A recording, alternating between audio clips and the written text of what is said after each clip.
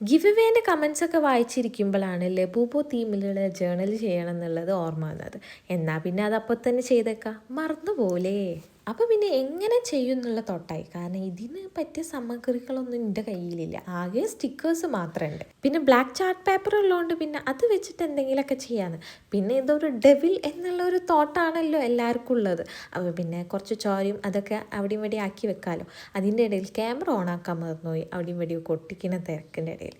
പിന്നെ കുറച്ച് acrylic paint ഒക്കെ എടുത്തുങ്ങാണ്ട് കുറച്ച് പെയിൻറ്റ് അവിടെയും ഇവിടെയൊക്കെ റെഡ് പെയിൻ്റ് ആക്കി വെച്ചാൽ പിന്നെ ചോര വേണമല്ലോ. ഡെവിലല്ലേ ഡെവിൽ. പക്ഷെ എൻ്റെ കയ്യിലുള്ള സ്റ്റിക്കേഴ്സൊക്കെ ഞാൻ എടുത്തു നോക്കിയപ്പോൾ അത് മൊത്തം ക്യൂട്ട്നെസ്. അതിലെനിക്ക് കുറച്ചും കൂടി ഒരു ഹാർഡായിട്ട് തോന്നി 2-3 സ്റ്റിക്കേഴ്സ് എടുത്ത് അവിടെ ഒട്ടിച്ചു. പിന്നെ 2-3 കോഡ്സൊക്കെ ഒട്ടിച്ചു.